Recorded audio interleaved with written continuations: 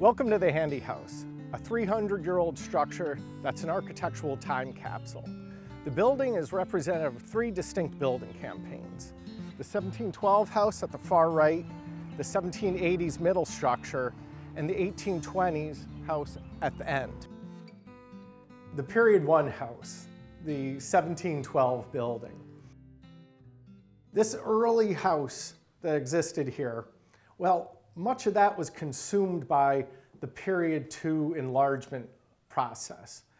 But we're still left with many features that date back to 1712. And probably the features that best illustrate this are the structure of the Period 1 house, what we can see exposed in this room.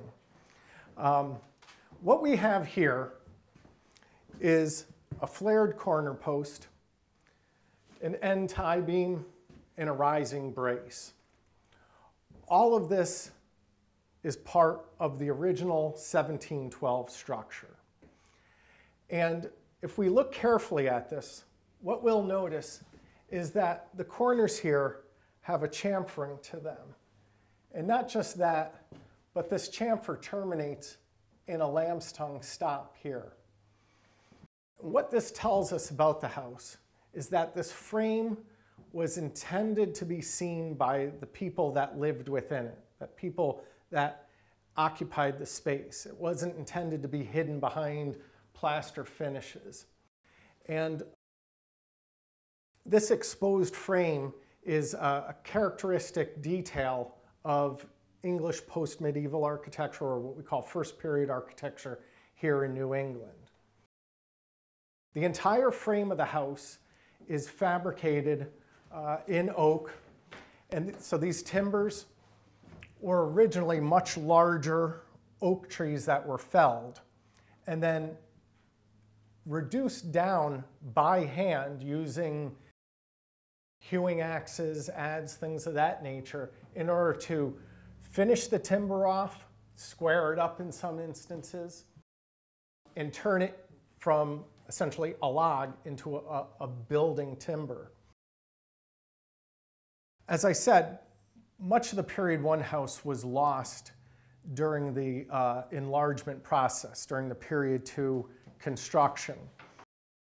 But other elements remain. Many of these we can't see, such as secondary framing members, joists hidden behind the ceiling up here.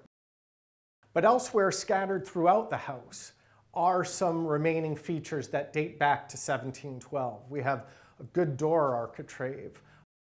And downstairs, we have a beautiful two-panel door that still remains in place.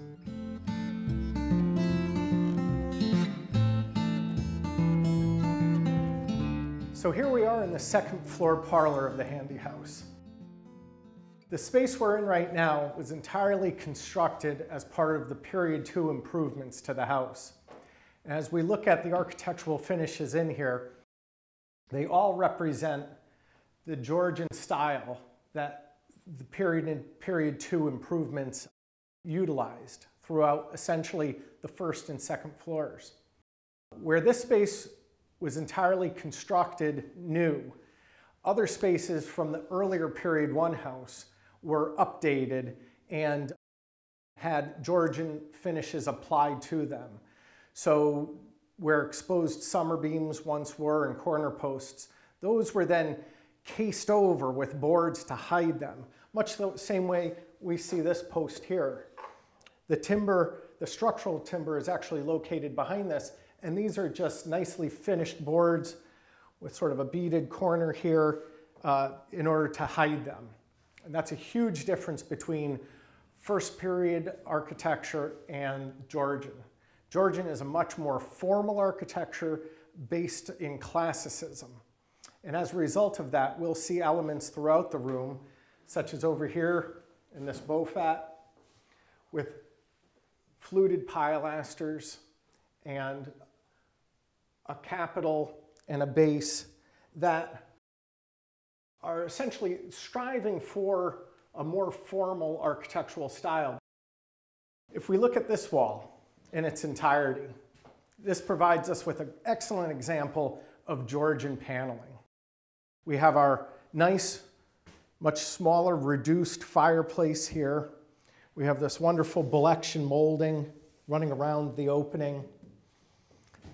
We have this large over panel here, also with a Belection molding, flanked by fluted pilasters, identical to the ones we saw over in the corner cupboard, and then raised and fielded panels surrounding the sides.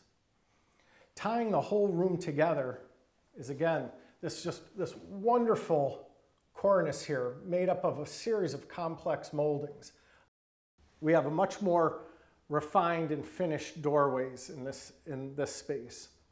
We have, again, our double fascia architraves surrounding the opening. And then the doors themselves are nice 6-panel doors, which are rather high style for this space. This was the original end wall of the Period 2 house. So as such, it had a window in it.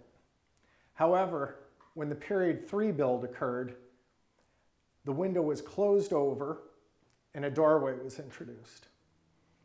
But what we have remaining is, again, this projecting cornice at the head of where the window opening was, and essentially a projecting stool in the surbase itself. The Period 2 house is the result of improvements made by Dr. Eli Handy, who had purchased the property in 1794. The Handy house was valued among the top 7 houses throughout all of Westport in the 1798 direct tax levied by the federal government. Now follow me as we enter the Period 3 house.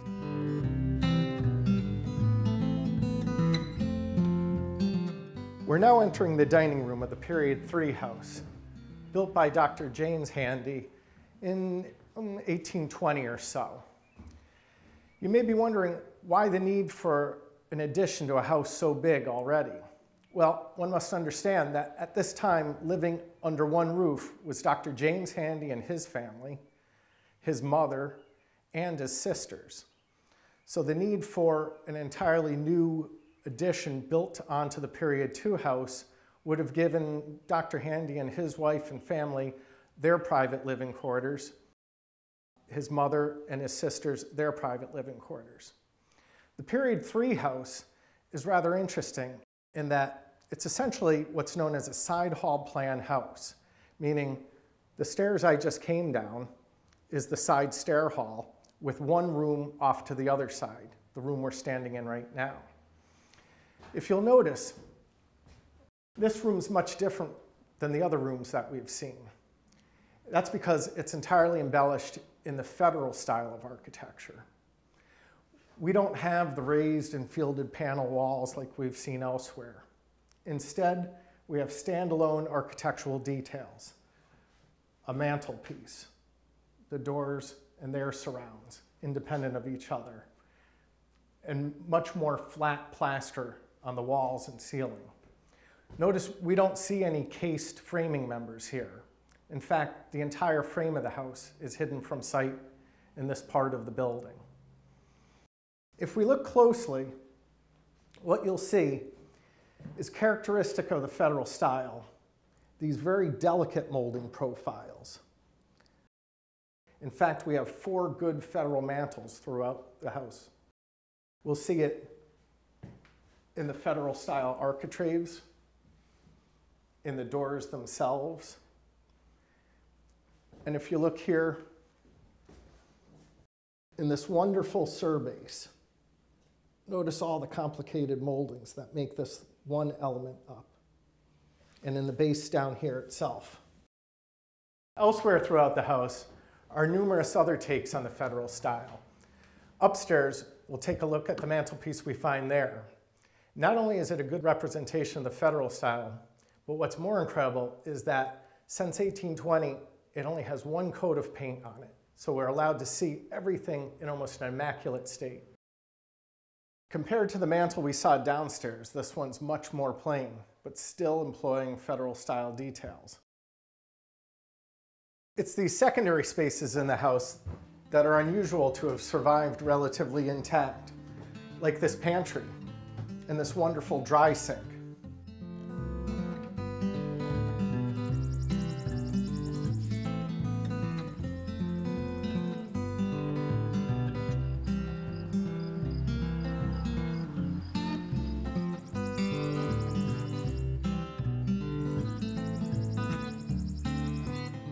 What we've just seen are some of the fascinating features from the 3 phases of development of the Handy House. But there's so much more to the house than that. We have period kitchens, which remain intact, complete with a large cooking hearth and beehive ovens where they bake their breads. We have a smoke chamber built into the chimney mast where meats were hung and cured over smoldering fires. A storage place built within the chimney also to keep things from freezing during the harsh winter weather. And a pantry and china closet that date to the 1820s. Rare surviving spaces that remain virtually unchanged, complete with their grained finishes and brass hardware. Each day we continue to learn more about the Handy House and the people that lived in it. We hope that you'll come back so we can share this information with you. Thank you for visiting.